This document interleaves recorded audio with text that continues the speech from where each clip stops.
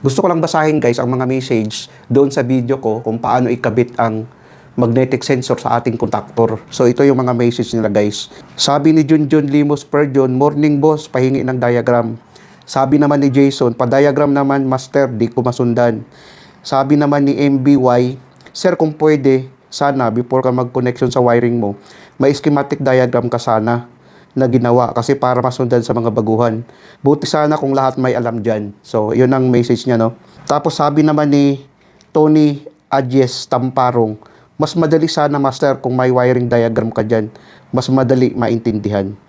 Yun ang mga comment ng aking nabasa doon sa aking video na gusto nila na makita ang diagram na yun kung paano ikabit yung magnetic sensor sa ating contactor. So ngayon guys, papakita ko sa inyo ang diagram kung paano siya ikabit. So ito na yung diagram niya guys, no, na mayroon tayong pamagat na diagram for magnetic sensor. Ito na yung magnetic sensor natin.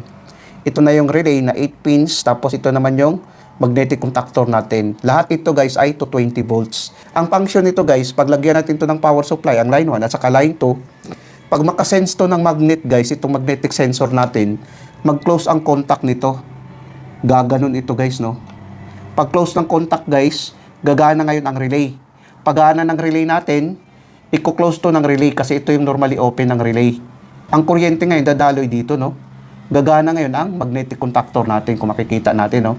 Ngayon, pag hindi makasense ng magnet itong magnetic sensor natin, mag-open ang contact nito guys. Mag-open ang contact nito. Gaganon siya. Sa automatic ngayon, mamamatay ang relay, mamamatay din ang contactor natin. Mag-open naman ito guys. Dahil pag mamatay ang relay, mag-open ang normally open ito, babalik siya sa normally open, mamamatay ang magnetic contactor natin. Ganun lang ang function niya guys. Malayo pa lang, nadidetect na niya.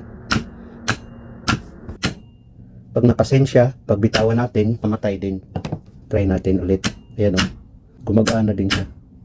Basta sundan mo lang ang connection nun guys.